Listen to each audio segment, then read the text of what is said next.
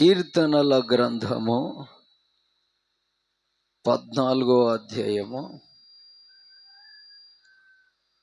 3వ వచనము. కీర్తనల గ్రంథము 14వ అధ్యాయము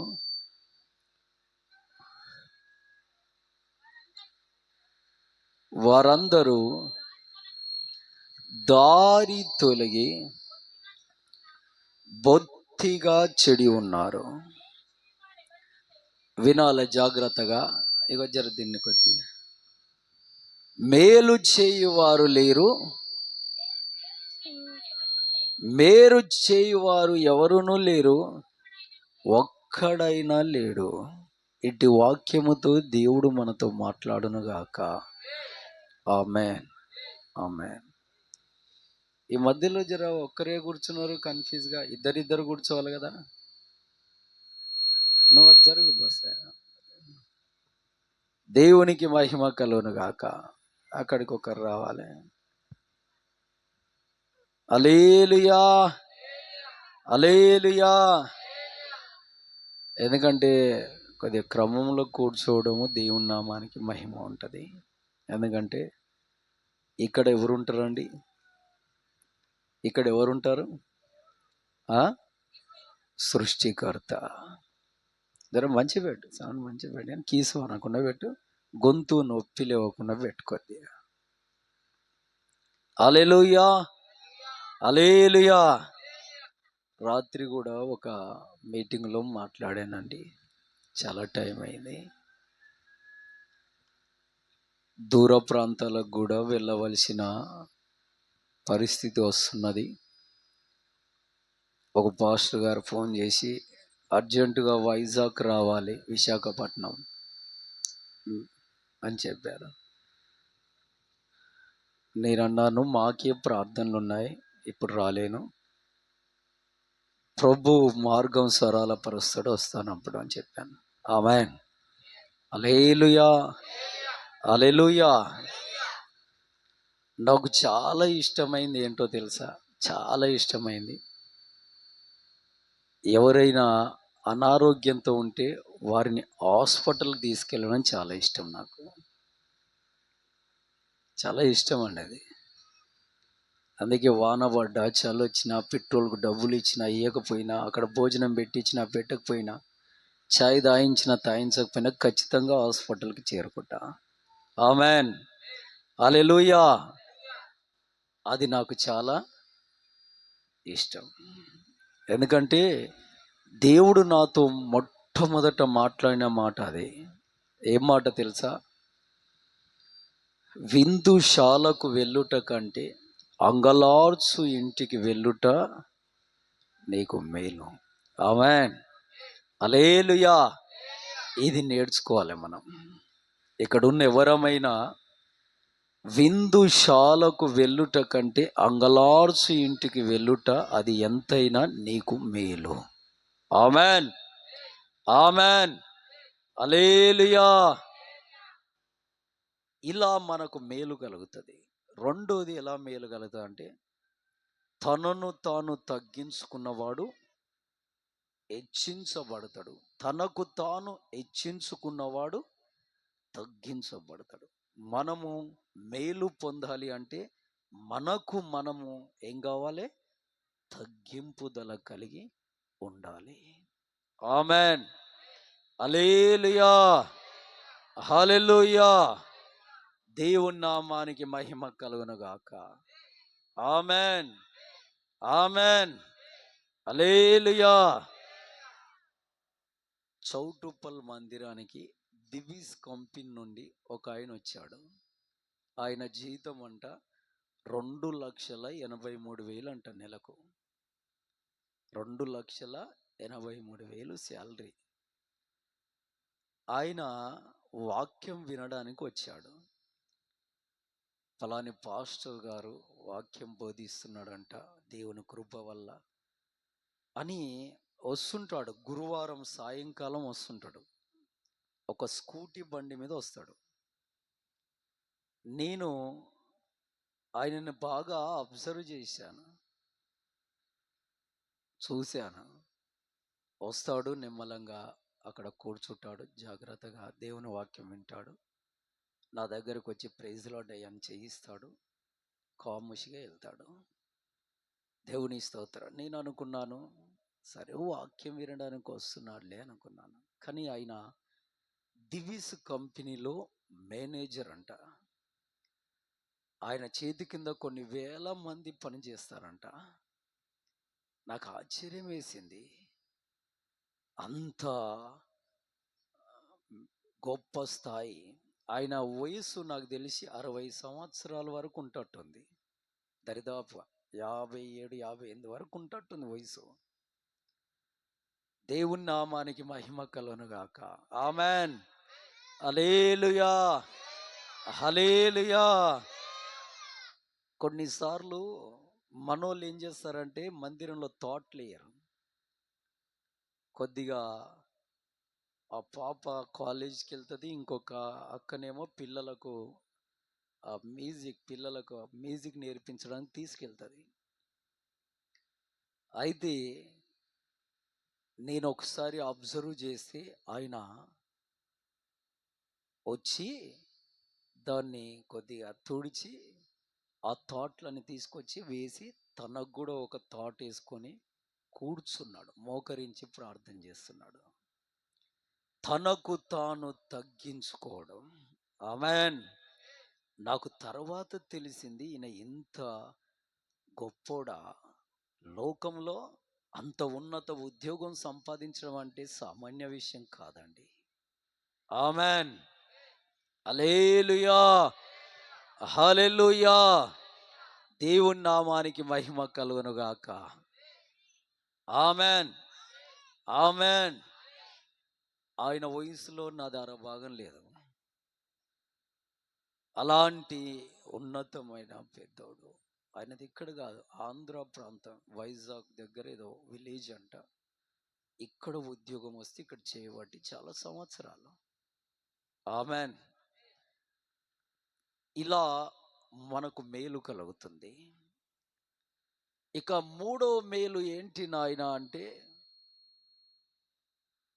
118 కీర్తన గ్రంథము 8, 9 వచనాలు చదివితే అక్కడ ఉంటుంది, మనుషులను నమ్ముట కంటే యెహోవాను ఆశ్రయించుట మేలు, రాజులను నమ్ముట కంటే యెహోవాను ఆశ్రయించుట మేలు. ఈ విధంగా మేలు కలుగుతుంది. మనుషులను నమ్మితే మేలు కలగదండి, రాజులను ఆశ్రయిస్తే మేలు కలగదండి. యెహోవాను ఆశ్రయించుటలోనే మనకు మేలు. ఆమెన్. హల్లెలూయా, హల్లెలూయా. దేవుని నామానికి మహిమ. కొద్దిగా ఎగ్జాంపుల్ ఇచ్చాను వాక్యానికి ముందుగా, మీకు వాక్యం వింటే తేటపడుతుంది. కీర్తనల గ్రంథము 14వ అధ్యాయము 3వ వచనంలో రాయబడిన మాట, అసలు విషయం మర్చిపోయాను, నేను చెప్పాలనుకున్నది వినండి. ఇక్కడ ఎవరుంటారండి? ఆమె బైబిల్లో ఒక మాట, ₹1,00,00,000 మాట ఉంది. ఎక్కడ నా నామమున 2 లేదా 3 కూడి ఉంటే వారి మధ్య నేను నిశ్చయముగా ఉంటాను అన్నాడు. ఎక్కడ 2 లేదా 3 అన్నాడు. ఒకటి మనలో ఆలోచన ఉండాలి, ఎక్కడ ప్రభు నామాన్ని బట్టి 2 లేదా 3 కూడున్నారనుకో అక్కడికి ఖచ్చితంగా క్రీస్తుల వారు వస్తారు, ప్రభుల వారు వస్తారు. మనం మనుషులను బట్టి భయపడవలసిన అవసరం లేదు. ఇక్కడ ఎవరున్నారని భయపడాలి? ఆమెన్, హల్లెలూయా. మరొక మాట ఆయన అన్న మాట, నా సేవకుడు ఎక్కడుంటే అక్కడ నేను ఉంటాను. Amen, amen. ఆయన సేవకుడు ఎక్కడ ఉన్నా అక్కడికి ఎవరు వస్తారండి? క్రీస్తుల వారు వస్తారు. ఇవి 2 మన మనసులో ఉంచుకోవాలి. ఎక్కడ ఆయన నామమున ఇద్దరు లేదా ముగ్గురు కూడి ఉంటే అక్కడ చాలా జాగ్రత్తతో ఉండాలి. ఇక్కడ దేవుడు ఉన్నాడని. దైవజనుడు ఎక్కడుంటే అక్కడ చాలా జాగ్రత్తగా ఉండాలి. ఎందుకంటే అక్కడ ఎవరుంటారు? దేవుడు ఉంటాడు. ఆమెన్. హల్లెలూయా, హల్లెలూయా.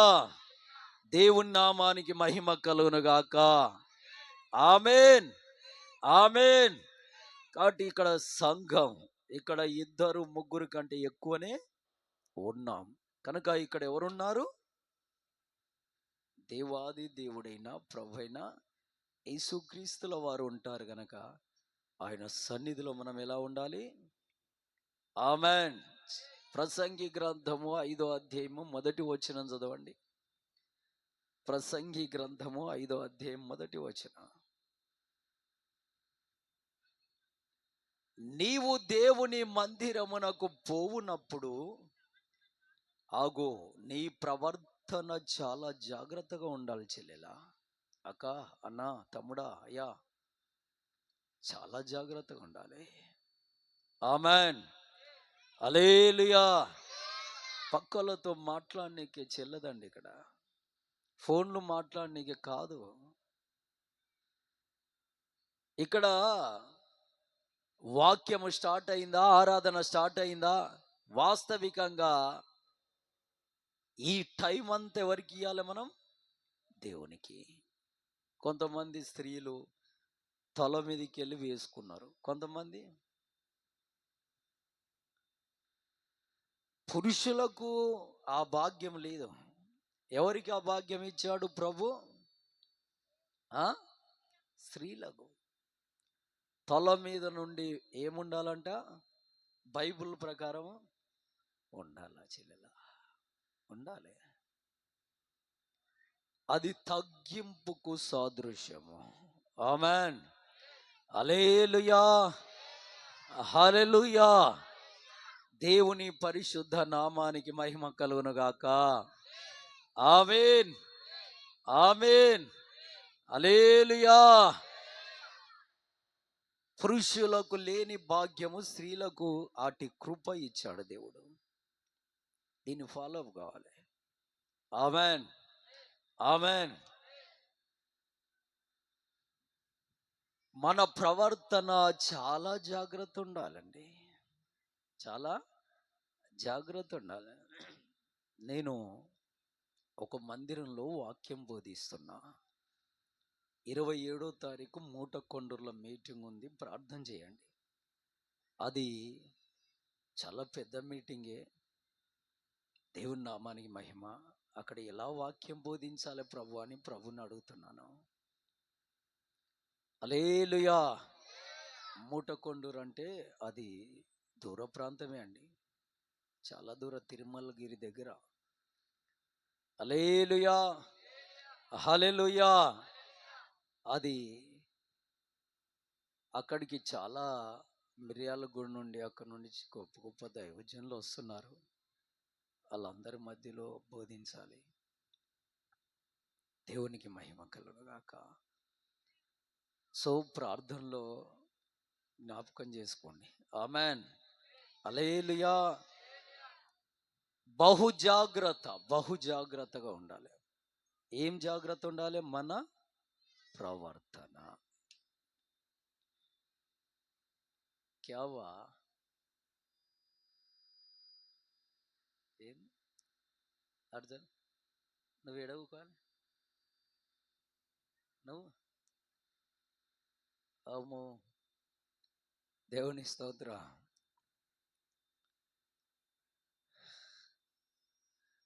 మేలు చేయువాడు లేడు, ఒక్కడు కూడా లేడు.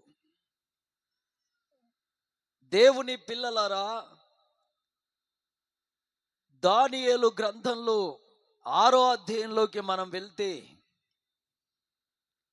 ఇక్కడ దానియేలయ్య ఉన్నాడు.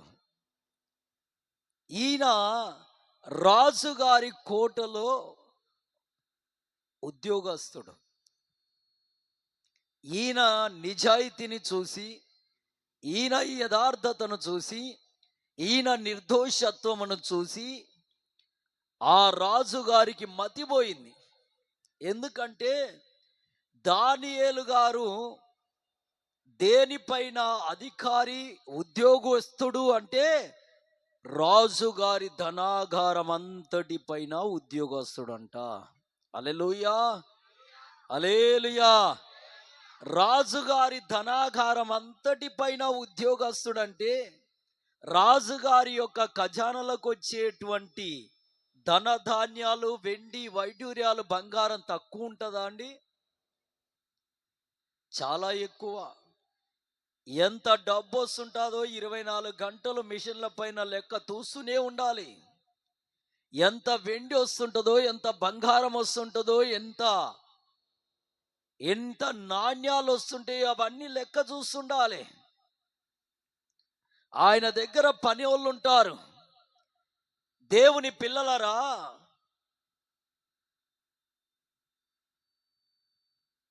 ఆ లెక్క అంతా ఒక్క పొల్లు పోకుండా రాజుగారికి అప్పగించడం.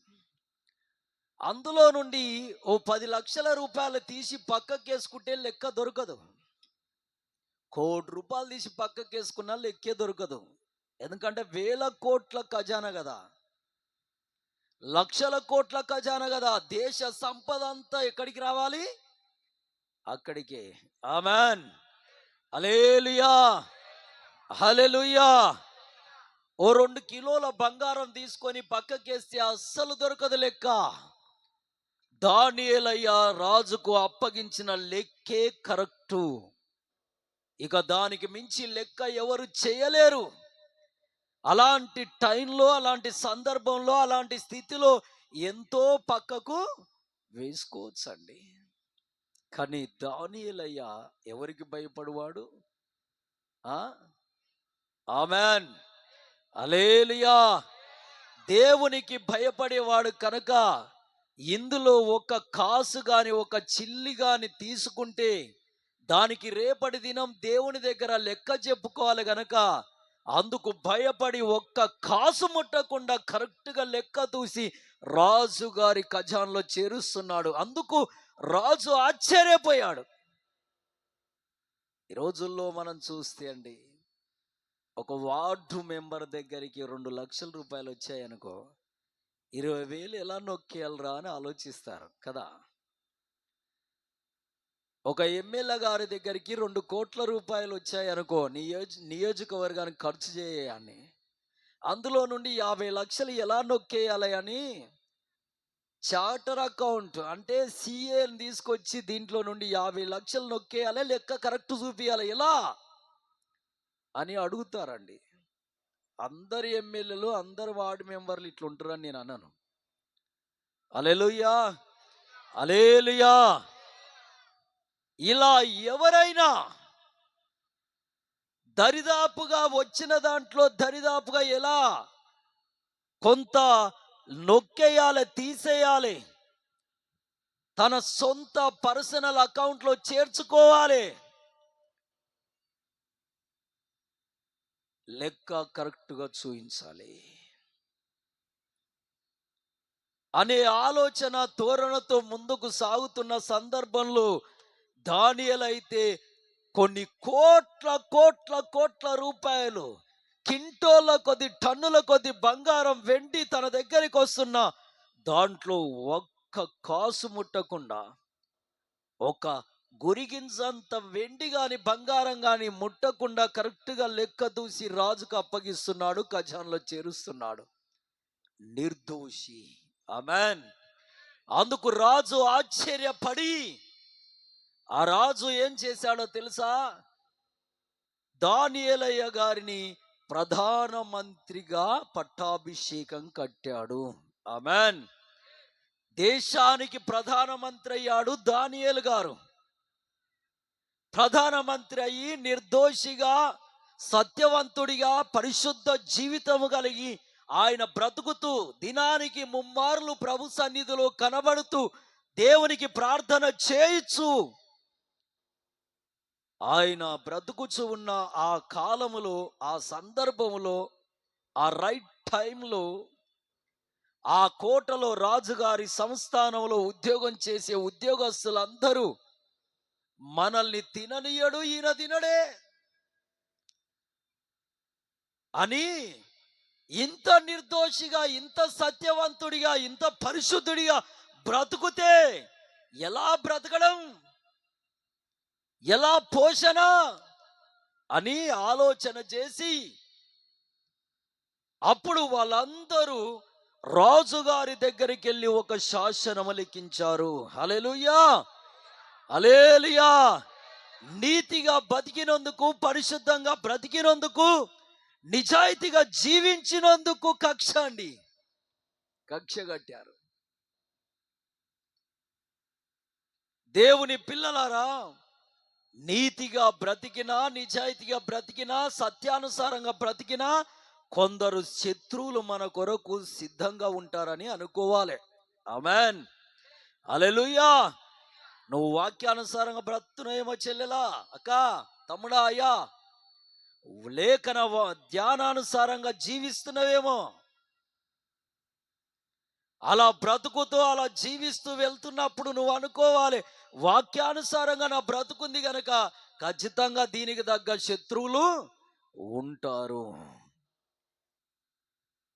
దానియేలు గారికి శత్రువులు తయారై ఎక్కడో కాదు, తన దగ్గర, తన సంస్థానంలో పనిచేసేవారే, తన చుట్టూ పనిచేసేవారే విరోధముగా లేచి రాజుగారి దగ్గరికి వెళ్ళి శాసనములు రాశారు. ఏంటయ్యా శాసనం అంటే, ఎవరైనా ప్రార్థన చేస్తే వాళ్ళని తీసుకెళ్లి సింహాల బొన్లో వేయాలి. ఎవరైనా ఇతర దేవి దేవతలకు మొక్కుతే వాళ్ళని తీసుకెళ్లి సింహాల బోనులో వెయ్యాలి. ఎవరైనా ఆకాశము తట్టు గాని, సూర్యుని తట్టు గాని, సముద్రం తట్టు గాని, నేల తట్టు గాని తిరిగి అమ్మా, అయ్యా, అయ్యా అని ఎవరినైనా సంబోధించి పూజించి అర్థిస్తే, గుళ్ళో పూజారైన అర్చకత్వం చేసిన వాళ్ళకు సింహాల బోనే. దేవుని పిల్లలారా, ఇది బబులోను సామ్రాజ్యములో లిఖితమై ఉన్న రాజుగారి ఉంగరపు ముద్ర వేయబడిన శాసనము బయలుదేరింది. హల్లెలూయా, హల్లెలూయా. దేవుని నామానికి మహిమ కలుగునుగాక. ఆమేన్. మరి ఏం చేయాలయ్యా? మరి ఎవరికి మొక్కాలి, ఎవరిని అడగాలి? ఎవరైనా రాజుని అడగాలి, రాజుగారి దగ్గరికి వచ్చి మొక్కాలి, రాజునే పూజించాలి.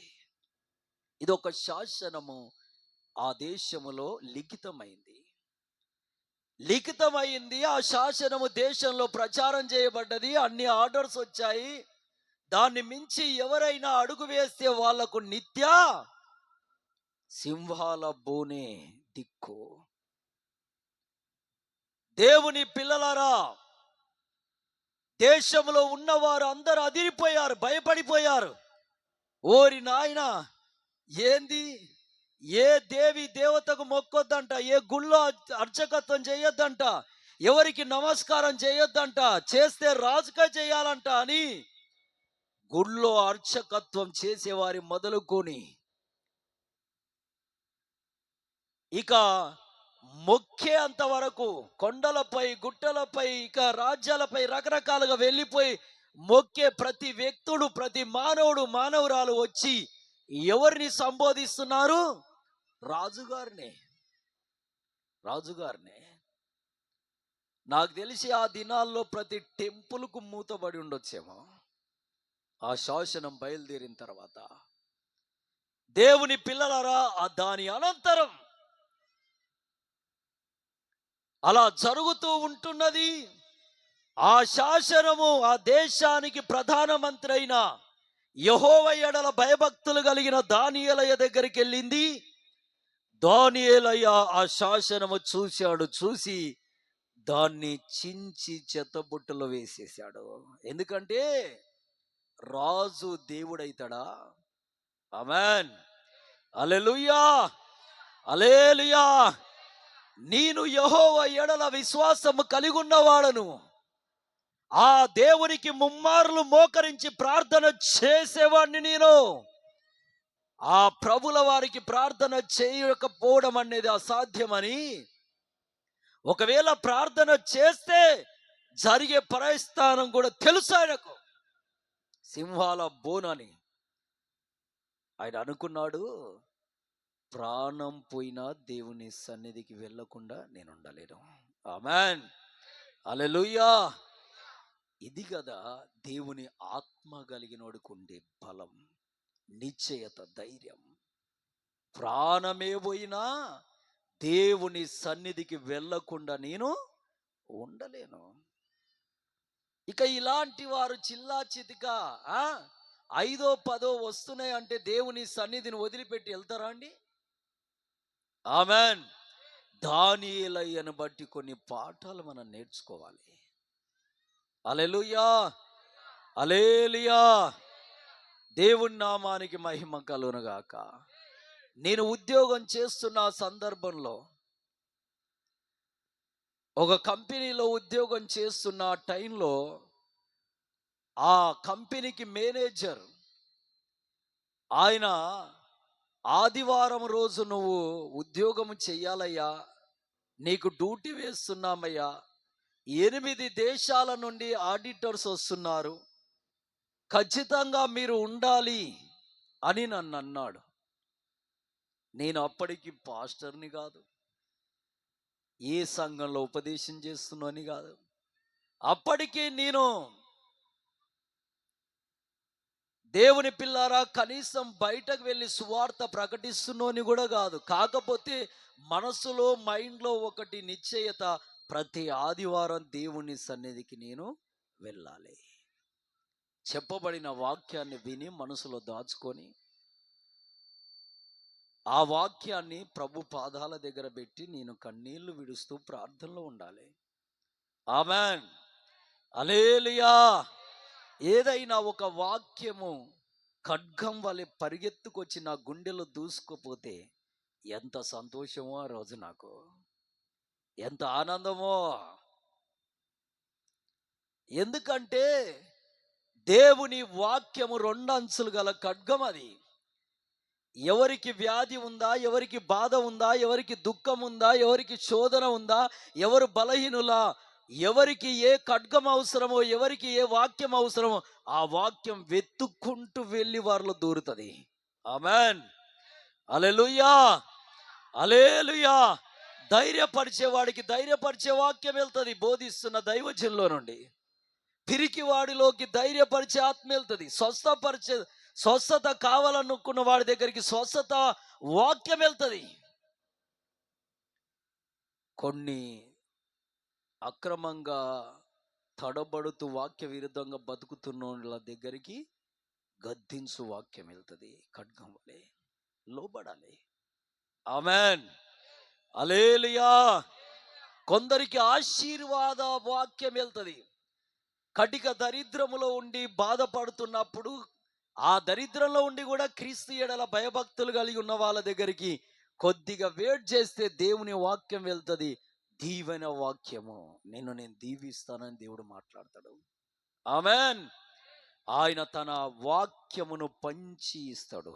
ఎవరికి ఎట్టి వాక్యం కావాలో, తన శరీరాన్ని ఎలా విరిచి పంచి ఇస్తాడో అలాగే వాక్యమును కూడా అలాగే పంచి ఇస్తాడు. ఆమేన్, హల్లెలూయా, హల్లెలూయా.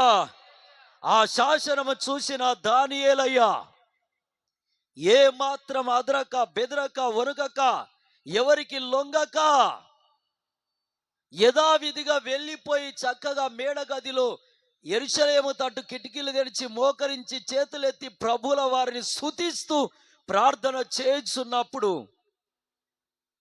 వాళ్ళందరూ వెళ్ళిపోయి శాసనము రాజుగారి దగ్గర వేసి, ఇదిగో ఈ దేశములో ఒకడు నిన్ను తృణీకరిస్తున్నాడు, నీవు నిర్ణయించిన శాసనాన్ని తృణీకరిస్తున్నాడు అంటే ఎవరతను అంటే అతను ఎవరో కాదు, దానియేలు అని చెప్పారు. దానియేలు రాజు ఇద్దరు మంచి స్నేహితులు. హల్లెలూయా. దేశాన్ని ఏలుతున్న రాజు దానియేలు ఇద్దరు స్నేహితులు, మంచి స్నేహితులు అండి. ఆ రాజు ఆశ్చర్యపోయాడు. ఓరి నాయనా, ఎక్కడ చిక్కుతుందో ఈ ఉరి అనుకుంటే పోయి పోయి పోయి పోయి నా స్నేహితుని మెడలో పడ్డది ఉరితాడు. ఈ శాసనం నా స్నేహితుడి మీద పనిచేస్తుంది అంటారా నాయన అని ఆ రాజు దానియేలును తప్పించడానికి ఎంత ప్రయత్నం చేశాడంటే, చదవండి దానియేలు గ్రంథము 6వ అధ్యాయము 14వ వచనం. దానియేలు గ్రంథం 6:14. రాజు ఈ మాట విని బహుగా వ్యాకులపడి దానియేలును రక్షింపవలనని తన మనసు దృఢము చేసుకొని సూర్యుడు అస్తమించు వరకు అతనిని విడిపించుటకు ప్రయత్నము చేసెను. ఎవరు చేశారండి ప్రయత్నము? చేసింది ఎవరు? అందరు చెప్పాలి. రాజుగారండి.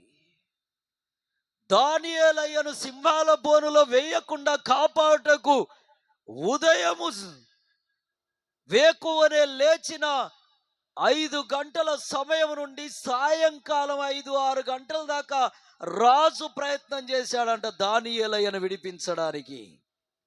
ఎవరికి ఏమి ఇయ్యాలో ఇచ్చాడు, ఎవరిని ఎలా సన్మానించాలో సన్మానించాడు, ఎవరిని తీసుకొచ్చి కూర్చుండబెట్టి మాట్లాడాలో మాట్లాడాడు రాజు.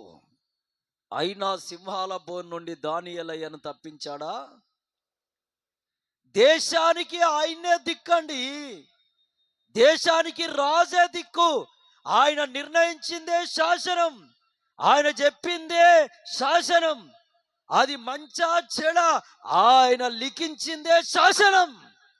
అలాంటి దేశాన్ని ఏలుతున్న రోజయుండి కూడా ఒక దినప్రాయమంతా కష్టపడి దానియేలును రక్షించాలి, సింహాల బోన్లో వేయకుండా కాపాడాలని సంపూర్ణ అధికారం కలిగి ఉండి కూడా ప్రయత్నిస్తే కాలేదంట.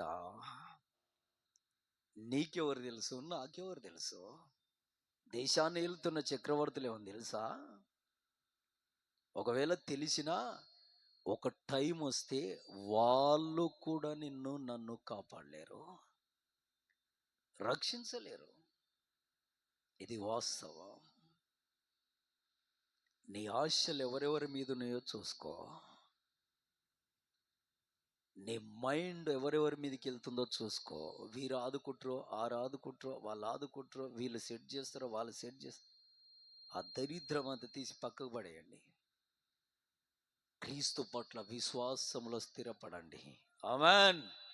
హల్లెలూయా, హల్లెలూయా. దేవుని పరిశుద్ధ నామానికి మహిమ కలుగునుగాక. ఆమేన్, ఆమేన్. దానియేలయ్యకేమో దేశంలో ప్రధానమంత్రి పోస్ట్, ఆయన స్నేహితుడేమో దేశాన్ని ఏలుతున్న రాజు.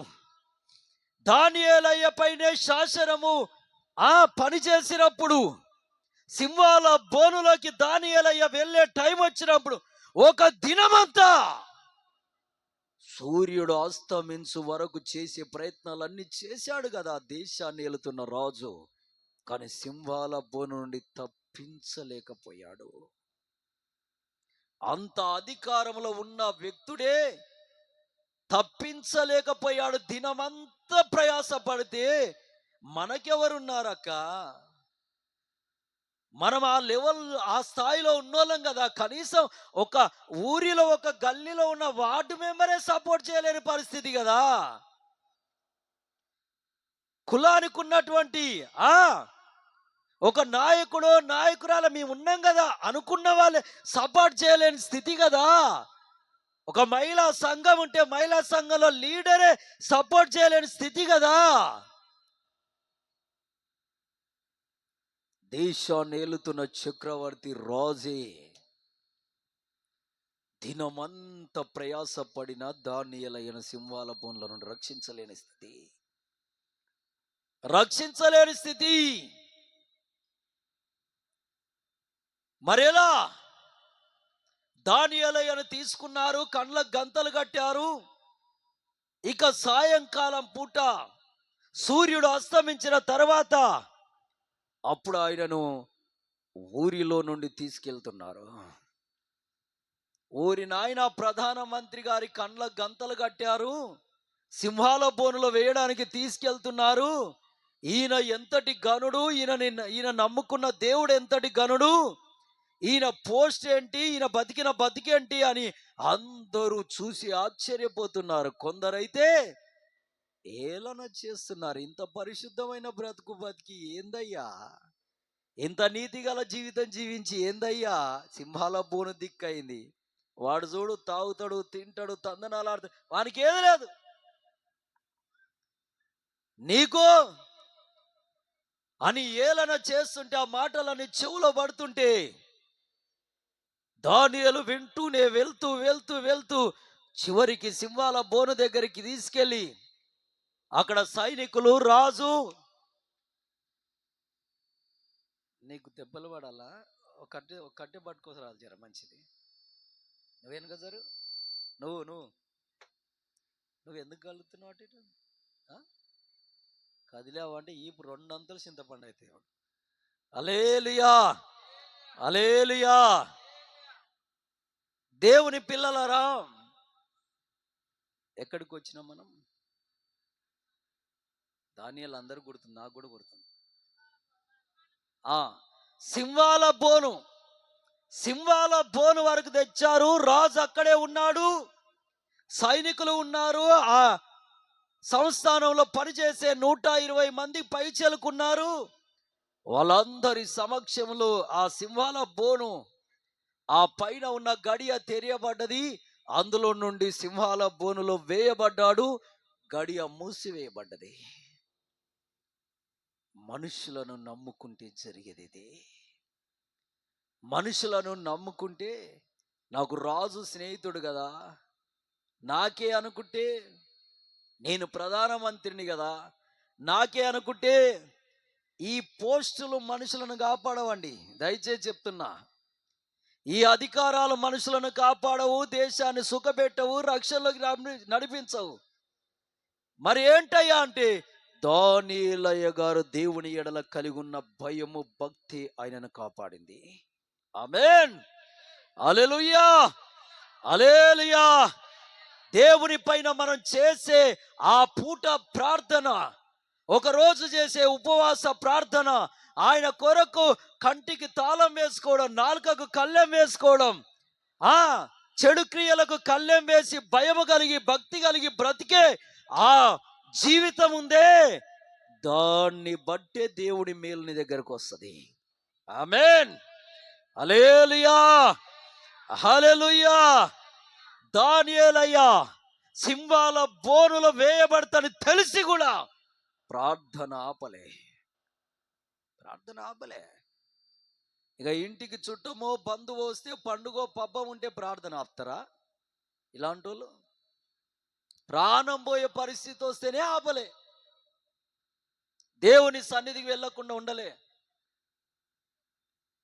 దేవుని పిల్లలారా, సింహాల బోనులో వేయబడ్డాడు. వేయబడిన అనంతరమే ఆ సింహాలన్నీ జూలు దువ్వుతూ ఆయన పైకి వస్తున్నాయి. సింహం అంటే ఎంత బలం ఉంటుందండి, ఉండదండి? చాలా బలం ఉంటుందండి. దేవుని పిల్లలారా, చాలా బలం ఉంటుంది. ఇప్పుడు ఒక తేలు పిల్ల ఇక్కడికి వచ్చిందంటే 10 మంది లేస్తారు. మనం కూర్చున్న స్థలంలో ఒక మూరేడంత పామే వచ్చిందనుక, ఆ పామే కానీ చేతితో పట్టుకుని అక్కడ పడేస్తూ ఎవరైనా లేదండి. ఎంత భయపడిపోతావా?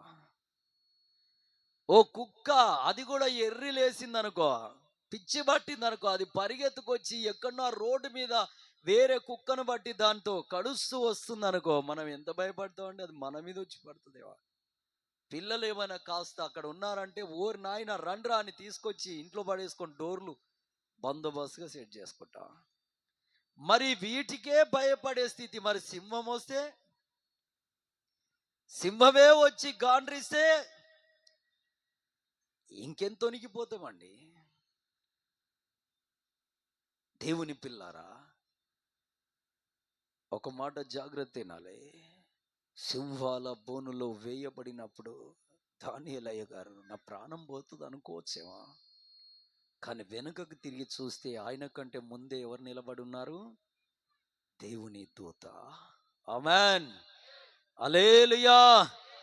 దానియేలు గ్రంథం 6వ అధ్యాయం 22వ వచనం, నేను నా దేవుని దృష్టికి నిర్దోషిగా కనబడితిని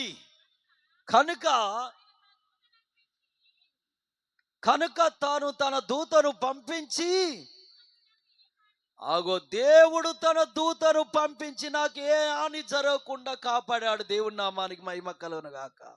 ఆమేన్, ఆమేన్. రాజులు కాపాడారా? తనకున్న పదవి ప్రధానమంత్రి పోస్ట్ కాపాడిందా?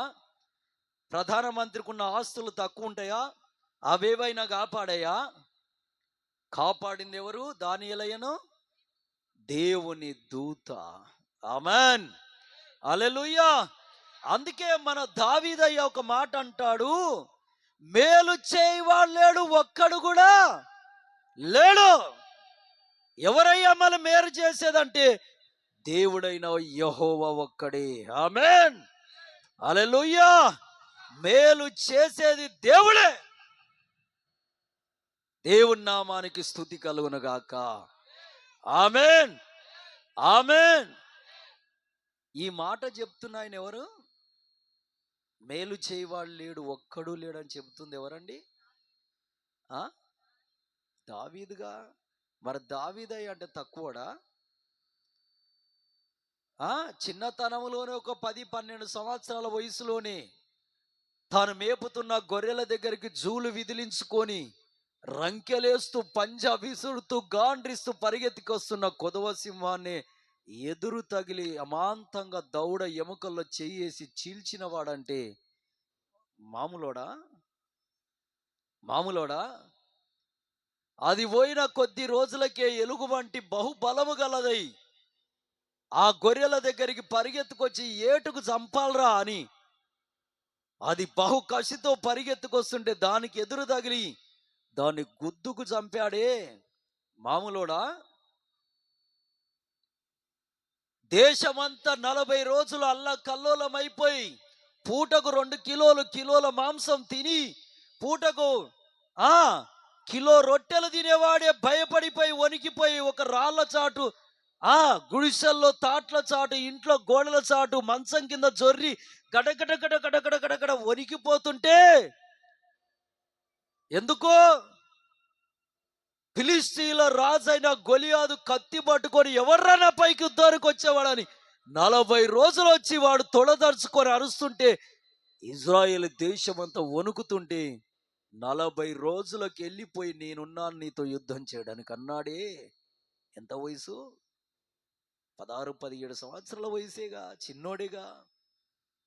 ఆ టైంలో వెళ్ళిపోయి ఒక చిన్న రాయి తీసుకొని ఒడిసెలు పెట్టి కొడితే ఆ తలకు దెబ్బ తగిలి కింద పడిపోతే 3 మోసే కత్తిని ఒక్క చేయితో లేపి నరికాడంటే మామూలు బలస్తుడా దావీదు? మామూలోడా? అతి చిన్న వయసులోనే యూదా దేశానికి రాజు అయ్యాడు. అయ్యో, యూదా దేశానికి ఒక్క దేశానికి రాజుగా ఉంటే ఎలా నాయనా అని మా ఇజ్రాయేల్ దేశానికి కూడా నువ్వే రాజుగా ఉండాలని 2 దేశాలకు రాజుగా ఉండి పరిపాలన చేస్తున్నవాడంటే సామాన్యుడా? ఆయనకి ఏం తక్కువ? ఏం తక్కువ అండి? 10,000 మంది పురుషుల బలము కలిగినటువంటి బలాజ్ఞుడా అని ఆహాబు పొగుడుతుంటే దేవ దూతను పోలి నువ్వు మాకు ఇజ్రాయేల్ ప్రజలకు ఉన్నావని పొగుడుతుంటే మామూలోడా? అంత బలము కలిగిన వాడు, శౌర్యము కలిగిన వాడు, శక్తిమంతుడు, అలాంటి వాడు చెబుతున్న మాట ఏంటో తెలుసా? మేలు చేసేవాడు లేడు, ఒక్కడు కూడా లేడు. మేలు చేయాలంటే నీకైనా నాకైనా ఎవరు చేయాలి? సృష్టికర్తనే. ఆమేన్. అంత అనుభవం ఉన్నవాయన చెబుతున్న మాట మనం కొద్దిగా ఆలోచన చేయవలసిన అవసరం ఎంతైనా ఉంది. ఆమేన్, హల్లెలూయా, హల్లెలూయా.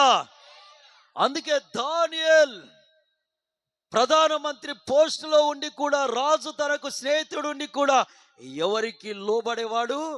ఎవరిని ఆరాధించేవాడు, ఎవరిని స్తుతించేవాడు, ఆ పూటకు ఆహారం లేకపోయిన సమయానికి వచ్చి మోకరించి క్రీస్తుని స్తుతించి స్తోత్రాలు చెప్పి క్రీస్తుల వారిని ప్రార్థించేవాడు కదా.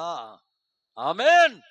ఆ భయము, ఆ భక్తి, ఆ ప్రార్థన, ఆ తెగింపు, ఆ సమర్పణే దానియేలును కాపాడింది కదా. ఆమేన్. హల్లెలూయా. ఈరోజు దండం పెట్టి చెప్తున్నా మీకు, మనకు మేలు చేసేవాడు దేవుడు ఒక్కడే. ఆమేన్. నువ్వు దేవునికి నీ హృదయంలో మొదటి ప్రిఫరెన్స్ ఇవ్వు. నీ దేవునికి ఒక పెద్ద పీట నీ హృదయంలో, ఆ తర్వాత ఎవరైనా ఏదైనా. ఆమేన్. నువ్వు చాలా స్థలాలలో కాపాడబడతావు, అనేక రకాలుగా నువ్వు ఓదార్చబడతావు. దేవుని మేలు నిన్ను వెతుక్కుంటూ రావడం ప్రారంభమవుతుంది. ఆమేన్. హల్లెలూయా. హల్లెలూయా. రెండోదిగా మనం చూస్తే దేవుని పిల్లలారా, తొందరగా ముగిద్దాం, 10 నిమిషాలు. యోసేపయ్య రెండో వ్యక్తి ఎవరండి? యోసేపు.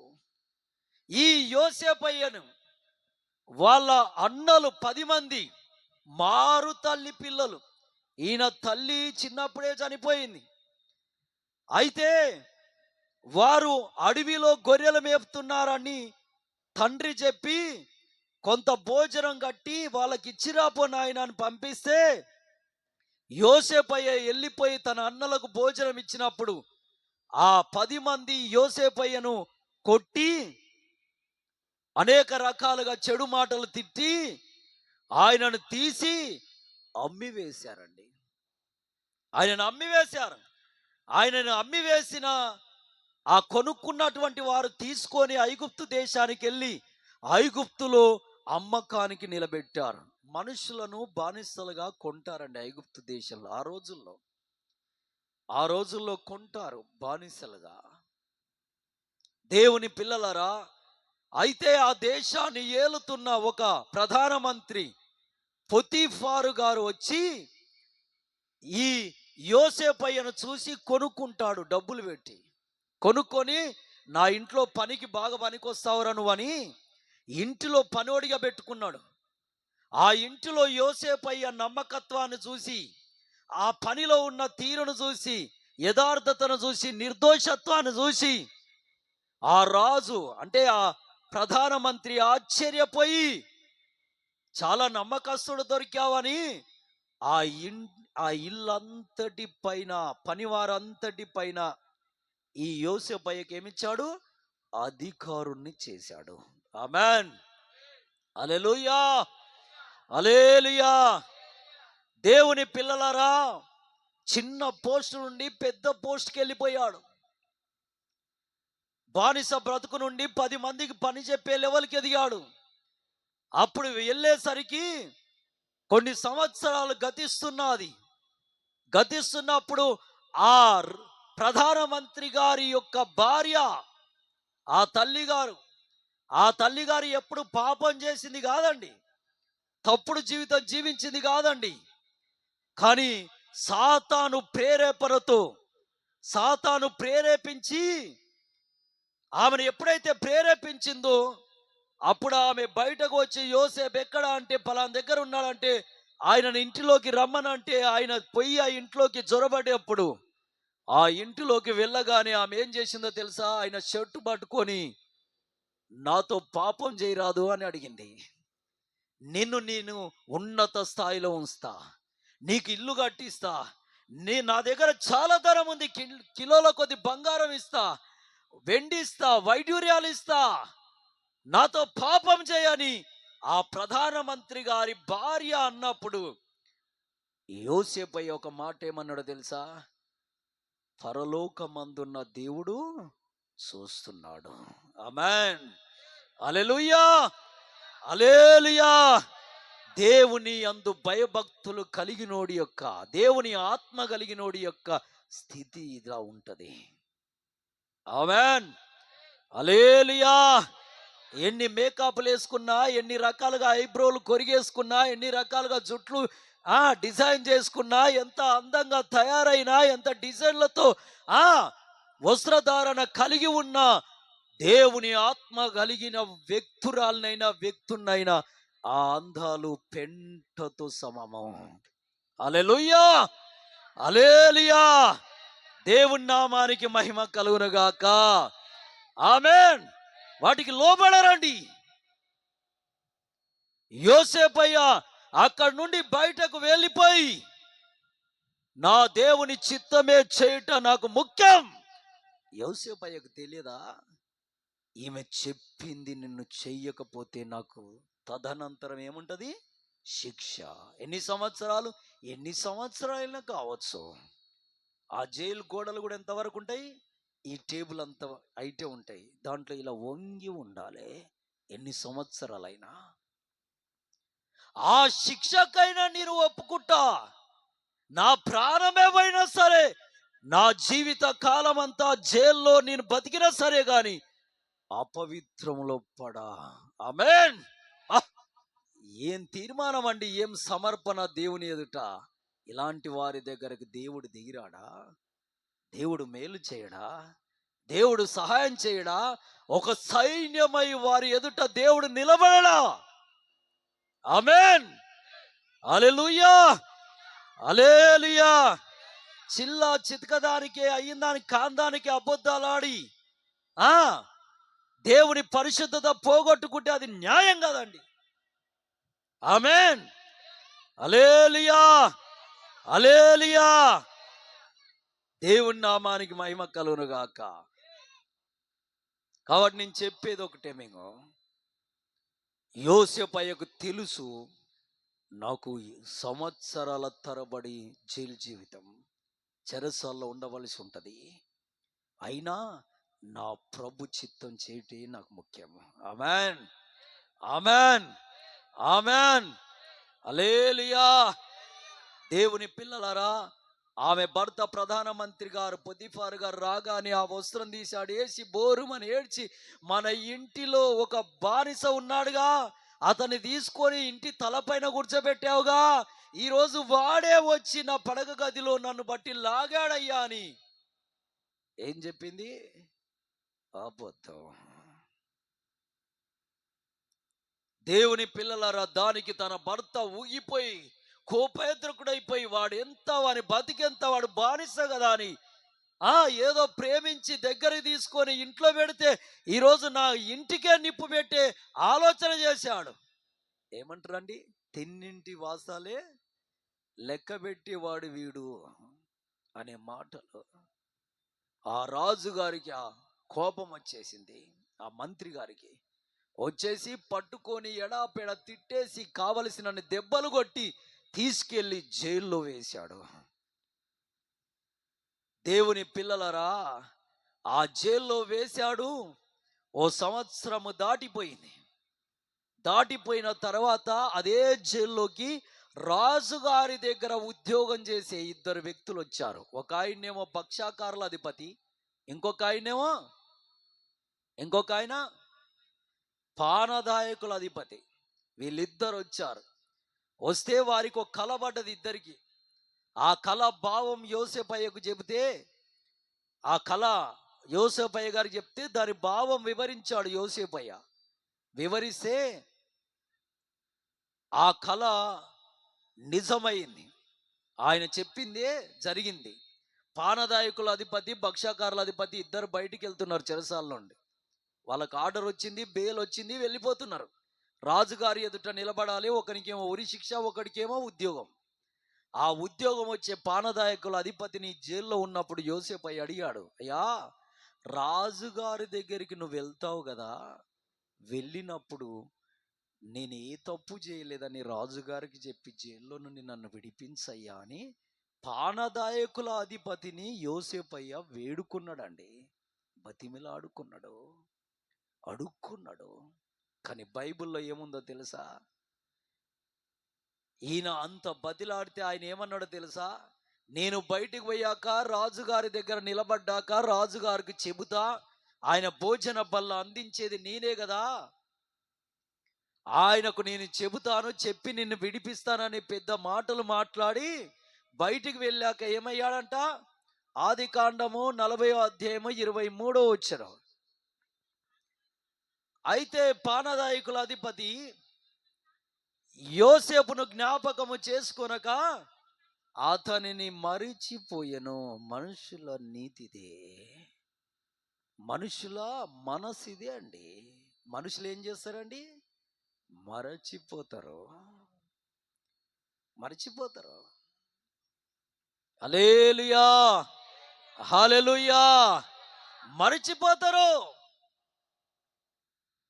దేవుని పిల్లలారా, ఇక్కడ యోసేపయ్య ఆయనకు కలకు అర్థం చెప్పి నీ ఉద్యోగం నీకు రాబోతుందయ్యా అని చెప్పినప్పుడు, నా గురించి రాజుకి చెప్పి విడిపించయ్యా అని అడిగినప్పుడు సరే అన్నాడు.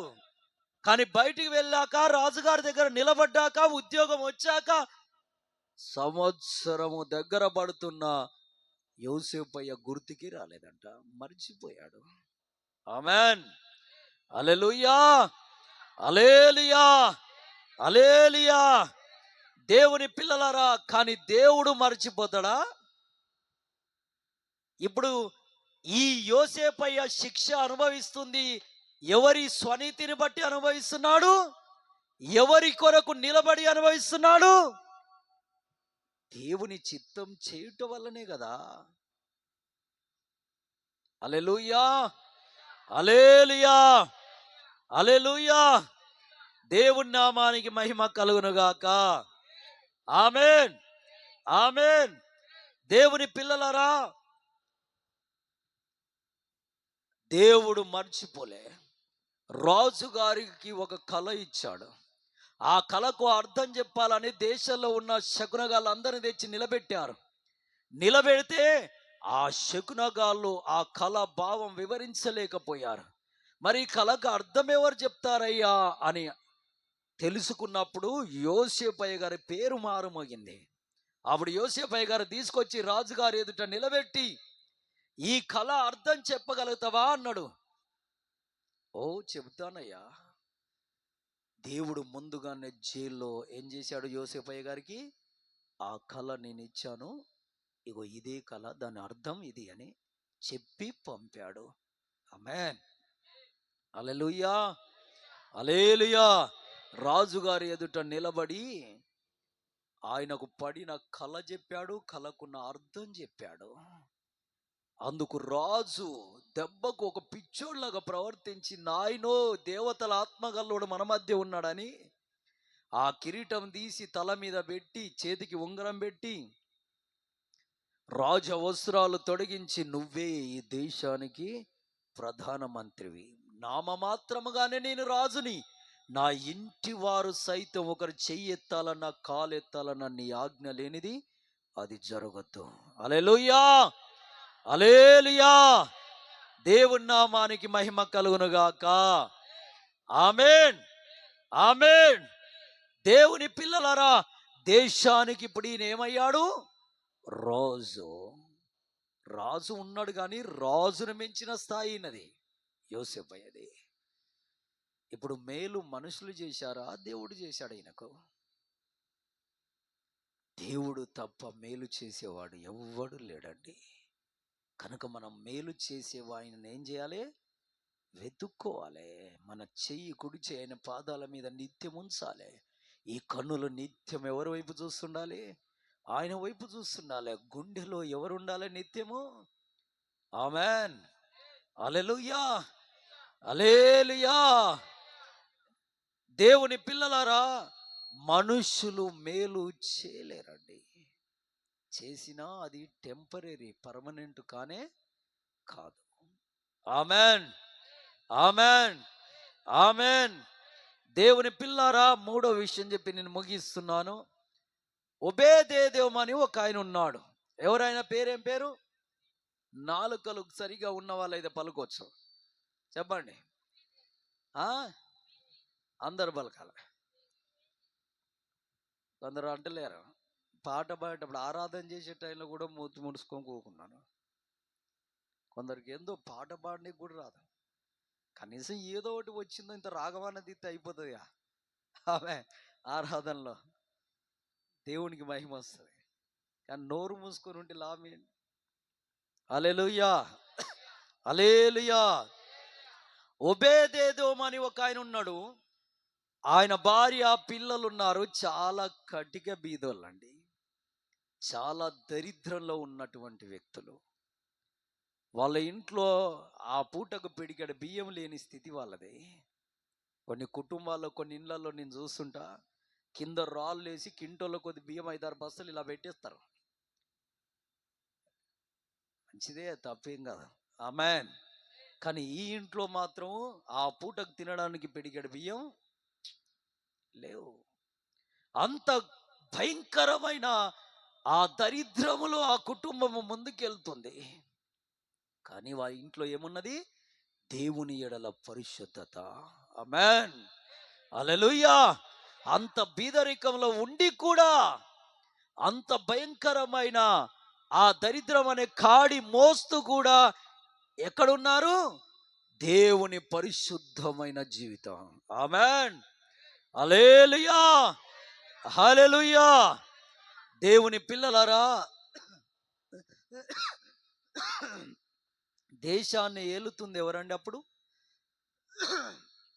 ఈ ఒబేదెదోము కాలంలో దేశాన్ని ఏలుతుంది ఎవరు? దావీదు గారు. దావీదు అంటే దేవుని ఎడల భక్తి కలిగినోడు, భయం కలిగినోడు, దేవుని హృదయానుసారుడు, దేవుని చిత్తం చేసేవాడే దేశాన్ని ఏలుతున్నాడు దావీదు గారు. దావీదు ఏలుతున్న ఆ దేశములోనే, తన ఊరికి దగ్గరలోనే ఒక భయంకరమైన కటిక బీదోడు, దరిద్రం కురుస్తుంది ఇట్లా. కొన్నిసారి మనం ఏం చేస్తాం? జెండాలు పట్టుకొని పరుగులు తీస్తాం. ఈ పార్టీ గెలిస్తే మన ఇల్లు బాగుపడ్డట్టే అనుకుంటాం. ఫలాని వ్యక్తుడు గెలిస్తే అబ్బా నాకేదో ₹1,00,00,000 దొరికినాయిరా అన్నట్టు ఫీలింగ్. కొంతమంది గెలిచాక డీజేలు పెట్టుకొని ఎగురుతుంటారు. ఎవరు గెలిచినా ఎవరు గెలవకపోయినా అంతెందుకని మన దగ్గర బంధువు గెలిచిన కానీ మన ఇంట్లోకి ఏమీ రాదు. ఆమేన్, హల్లెలూయా. దేశాన్ని ఏలుతున్నవాడు, క్రీస్తును నమ్మినవాడైనా నీ ఇంటికి మేలు ఎవరి దారి రావాలి? దేవుని వల్లనే. ఆమేన్, హల్లెలూయా, హల్లెలూయా. దేవుని పిల్లలారా, దావీదయ్య అంత పరిశుద్ధుడు, అంత నీతిమంతుడు, అంత యథార్థవంతుడు, అంత న్యాయవంతుడై దేవుని సన్నిహితుడు, దేవుని హృదయానుసారుడై ఉండి కూడా దేశాన్ని ఏలుతుంటే ఒక ఇంటిలో దరిద్రం కురుస్తుంది. అందుకే ఒక కొత్త బండి కట్టి మందసం పెట్టి దాని మీద మందసం తీసుకెళ్తుంటే ఎవరింటి ముందుకు వెళ్ళేసరికి ఎద్దుల కాళ్ళు వెనకాయండి. ఒబేదెదోము ఇంటి ముంగడు పోగానే ఎద్దుల కాళ్ళు వెనక చేసి ఆ మందసం తీసుకెళ్ళిపోయి ఒబేదెదోము ఇంటిలో ఉండగా ఆ ఇల్లు ఎన్ని రోజుల్లో అభివృద్ధి అయింది? Just 3 months. 3 నెలల్లో ఆ ఇల్లు అభివృద్ధి అయిపోయింది. ఆమేన్. ఆ ధనం ఎక్కడిదో కానీ దేవుని పిల్లారా, దేవుని కృపను బట్టి రాజులను మించిన ఆశీర్వాదం అంట. ఆమేన్, హల్లెలూయా, హల్లెలూయా. నేను అనేది ఏంటంటే, ఏ రాజు మనకు సహాయం చేయడు, ఏ అధికారి మనకు సహాయం చేయడు, ఎవరు మనల్ని ఆదుకోలేరు. ఆదుకుంటే నిన్ను కన్న తండ్రి, నీ తల్లి గర్భంలోకి రాకముందు నిన్ను ఎరిగిన నీ దేవుడే నిన్ను ఆదుకోగలడు. ఆమేన్, హల్లెలూయా, హల్లెలూయా. ఆయనను స్తుతించడం అలవాటు చేసుకో. వేకువన లేచి ఆయనకు ప్రార్థన చేయడం అలవాటు చేసుకో. ఆయన నామం పేరట నిలబడటకు అలవాటు చేసుకో. ఆయన నామమును ప్రకటించడానికి అలవాటు చేసుకో. ఆమేన్, హల్లెలూయా, హల్లెలూయా. ఆయన్నే పిల్లలారా మేలు చేసేది. మేలు చేయాలంటే దేవుడు తప్ప ఇంకెవ్వరు మనకు మేలు చేయరు. ఇది వాస్తవం, ఇది నిజం. ఒక బాబు దూర ప్రాంతానికి వెళ్ళిపోయి డబ్బు సంపాదించాడు. వాళ్ళ తండ్రి గారికి డబ్బు పంపించాడు, ఒక 4 లక్షల రూపాయలు. నాన్న 1 ఎకరము చెలకన్నా స్థలమైన పొలమైన కొనిపెట్టు అన్నాడు. సరే మంచిది అని ఆ రియల్ ఎస్టేట్ చేసే వాళ్ళ దగ్గరికి వెళ్ళిపోయి, అయ్యా 1 ఎకరము స్థలం కావాలి, మా కొడుకు ఇలా డబ్బులు పంపాడయ్యా అంటే, సరే అని తీసుకెళ్ళిపోయి ఒక మంచిగా సాగు భూమి 1 ఎకరం పొలం ఉంటే చూయించాడు. పాపం ఆ ముసలాయనకి ఏం తెలుసు, డబ్బులు కట్టాడు. కానీ ఈయన రిజిస్ట్రేషన్ చేసింది ఏ భూమే తెలుసా? అన్ని రాళ్ళు ఉన్నటువంటి ఎకరం పొలం. అందులో ఏమిటికి పనికిరాదు, మొత్తం రాళ్ళే దాంట్లో.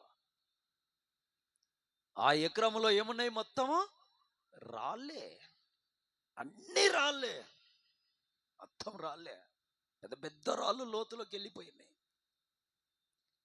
ఆ రాళ్ళు ఉండడమే కాదు, రాళ్ళ కింద ఏమున్నాయి? భయంకరమైన విష సర్పాలు. ఒక రాయికి వచ్చేసి 4-5 సర్పాలు ఉన్నాయి రాళ్ళ కింద. అది ఈయన పేరట రిజిస్టర్డ్ అయింది. తన కుమారుడు వచ్చాక తండ్రి ముసలోడయ్యాడు. ఆయన సమయం ఆసన్నమై కళ్ళు మూసి దేవుని దగ్గరికి వెళ్ళిపోయాడు. అలా తండ్రి గారు వెళ్ళాక ఆ భూమి పట్టా తీసుకొని అలా నాన్న చూయించాడు, ఇదిరా మన పొలము అని, సాగు భూమి. అలా కొడుకు వెళ్ళిపోయి ఇది నా పొలం అని అక్కడికి వెళ్ళిపోయి దాన్ని పంట చేద్దామనే టైంలో ఆ భూమి అమ్మిన ఆయన వచ్చి, ఇది నీది కాదు, ఇది నీది అని చెప్పాడు. లేలే, మా నాన్న ఇది అన్నాడు కదా. కాదు కాదు, ఇది. దానికాడ తర్జన భర్జన అయింది. ఆ డాక్యుమెంట్ తీసుకెళ్ళిపోయి వాళ్ళ తల్లిగారు అబ్బాయి చూపిస్తే, నీ స్థలము రాళ్ళున్నదయ్యా, విష సర్పాలున్నది. ఎందుకు పనికి వస్తుంది? అది రూపాయి పనికి రాదు. కాలు పెడితే పాము గడుస్తుంది. చుట్టూరా గోడ కట్టుంది, భయంకరమైన విష సర్పాలు, అందులో ఏమీ వెళ్ళదు, మనుషుడు కూడా వెళ్ళనీకలేదు. అంత భయంకరమైనటువంటి విష సర్పాలు. ఆ పింక్షన్ ఏదో వేసినట్టు అలా దేవుని పిల్లలు, అంత భయంకరమైన డేంజరస్ ల్యాండ్ అది. ఇది ఎందుకు ఉన్నవయ్యా, రూపాయికి పనికి రాదు అని అన్నారు. అప్పుడు వాళ్ళ కుమారుడు ఏడ్చాడు, మా నాన్నను మోసం చేశారు, మా నాన్న కొన్నది ఇదే ల్యాండ్, కానీ అది రిజిస్టర్ చేశారు. వాళ్ళ తల్లి గారు కూడా, కొడుక మేము కూడా వెళ్ళాను రా, ఇదే భూమి అని చూపించారా, కానీ అది రిజిస్టర్ చేశారు, మాకేం తెలుసురా ఆ సర్వే నెంబర్లు అని ఏడ్చి ఏడ్చి దేవుని దగ్గరికి తీసుకెళ్లారు ఈ వార్త. హల్లెలూయా, హల్లెలూయా. ఎవరి దగ్గర తీసుకెళ్లారు? దేవుని దగ్గరికి వార్త తీసుకెళ్లారు. అంటే దేవుడు కనబడతాడా, దగ్గర ఉంటాడా? మోకరించి దేవునికి చెప్పారు. ఏడుస్తూ ఉపవాసం ఉండి, నేను సంపాదించిన డబ్బంతా దాని మీదే ఉంది అని ఏడ్చి ప్రార్థన చేశారు. ప్రార్థన చేస్తున్నారు. నెలలు గతించింది, సంవత్సరాలు గతించింది. ఓ 4-5 సంవత్సరాల తర్వాత ఆ పక్క పొన్న భూములన్నీ అభివృద్ధి అయిపోతున్నాయి, కోట్ల రూపాయలకు అమ్ముడు పోతున్నాయి. ఇదైతే అలాగే ఉంది. 5 సంవత్సరాలు మించాక అప్పుడు శాస్త్రవేత్తలు వెతుక్కుంటే ఇంటికి వచ్చారు. బాబు, ఫలాని స్థలములో రాళ్ళు ఉన్నాయి కదా, విష సర్పాలు ఉన్నాయి కదా. ఉన్నాయ్యా. ఆ ల్యాండ్ మీదేనా అంటే, మాదే సార్ అంటే. డాక్యుమెంట్స్ అంటే, ఉన్నాయి సార్ అంటే. ఆ ల్యాండ్ మాకు అమ్ముతావా అని అడిగారు. ఎందుకు? అది మా నాన్న కొనేశాడు, ఉంటే ఉన్నదేమో. మాకు అమ్ము రాదు అన్నారు. ఏంటి సార్, అది ఎందుకు పనికొస్తుంది సార్? అది రాళ్ళ భూమి, విష సర్పాలు ఉన్నాయి, ఎందుకు సార్ అని అడిగితే, అప్పుడు అందులో ఒక శాస్త్రవేత్త అన్నాడు, అందులో ఉన్న సర్పాలు ఉన్నాయి కదా, అందులో ఒక సర్పాన్ని మేము పట్టుకొని దాని విషము తీసి దాన్ని ల్యాబ్లో టెస్ట్ చేశాము. ఆ విషము HIV వ్యాధి ఉన్న వాళ్లకు నయము చేయడానికి ట్యాబ్లెట్లో అక్కరొస్తుంది. ఆమేన్. ఆ విషము కొన్ని వేల కోట్లు పెట్టినా దొరకవయ్యా ఈ పాములు అన్నాడు. అప్పుడు ఆ పిల్లోడు గోడ తట్టు తెరిచి కన్నీళ్లు విడిచాడు. నాకు దేవుడు మేలు చేశాడు. ఆమేన్, హల్లెలూయా, హల్లెలూయా. నా ప్రార్థన దేవుడు విన్నాడు. ఆమేన్, హల్లెలూయా. ఏదైతే నష్టం అనుకున్నానో అదే గొప్ప లాభముగా ఎంచబడ్డది. ఆమేన్, హల్లెలూయా. అయ్యా, నేను అమ్మనయ్యా అన్నాడు. అమ్మాలి మాకు అన్నారు. అమ్మనయ్యా, ఇది గవర్నమెంట్ దగ్గర నుండి ఆర్డర్ తెస్తామన్నా, తెచ్చినా అమ్మనయ్యా, మరేం చేద్దాం, నాకు అందులో పర్సంటేజ్ కావాలి అని అడిగాడు. సగం మీకు, సగము నాకు, ఎంత లాభం వచ్చినా సరే అని ఒప్పుకున్నారు. తాకిదులు రాసుకున్నారు. ఇక శాస్త్రవేత్తలు వచ్చి ఒక పామ, 2 పాముల, కొన్ని లక్షల పాములనే అలా ఆ పాములను ఒక్కొక్క దాన్ని పట్టడము, ఆ విషయం తీసుకోవడము, అమెరికా ప్రాంతానికి వెళ్ళిపోయి దాన్ని ల్యాబ్లో టెస్ట్ చేసి ఆ మందులు తయారు చేసి దేశ విదేశాలకు పంపిస్తుంటే వేల కోట్లు, లక్షల కోట్ల రూపాయలు వస్తున్నాయి. ఈయన అతి తక్కువ సమయంలోనే, ఒక సంవత్సరంన్నర లోపే కొన్ని వేల కోట్లకు అధిపతి అయ్యాడు. ఆమేన్, హల్లెలూయా. దేవుని సంకల్పము ఓటుంటది, మన సంకల్పము ఓటుంటది. ఆమేన్. దేవుని చిత్తాన్ని వెదికేవాడే గనుడు, గనురాలు. ఆమేన్, హల్లెలూయా, హల్లెలూయా. ఇప్పుడు నష్టం కలిగింది కానీ బాధపడవలసిన అవసరం లే. ఆ నష్టమే నీకు లాభంగా రేపు దేవుడు చేయబోతున్నాడు. ఆమేన్. ఇప్పుడు గుంట ఉంది కదా అని చూస్తున్నావు, ఆ గుంటను పూడ్చి నీకు మేలు చేయబోయే సందర్భం, సమయం రాబోతుంది. ఆమేన్, హల్లెలూయా, హల్లెలూయా. ఆయనకు అసాధ్యమైనది ఏది కూడా లేదు. ఆయనకు సమస్తము సాధ్యమే. కాబట్టి మనం చేయవలసింది ఒకటి, ఆయనకు నమ్మకంగా ఉండడమే. ఆమేన్, ఆమేన్. మేలు చేసేది ఎవరండి మనకు? దేవుడే. ఇంత గొప్ప భక్తులండి, ఇప్పుడు చెప్పానుగా, అంత గొప్ప స్థాయిలో ఉన్న భక్తులే దేవుడు తప్ప ఎవరు మనకు మేలు చేయలేరు అంటున్నారు. కనుక మనము ఎవరి పాదాల మీద మన చేయించాలి, ఎవరి వైపు మనం చూడాలి, నిత్యం మన నోట ఎవరి స్తుతి ఉండాలి, ఎవరి చిత్తం మనం నెరవేర్చాలి? దేవుని చిత్తమే. ఆమేన్, హల్లెలూయా, హల్లెలూయా. అల్లాటప్పగా ఇష్టం వచ్చినట్టు జీవించడానికి వీల్లేదు ప్రియులారా.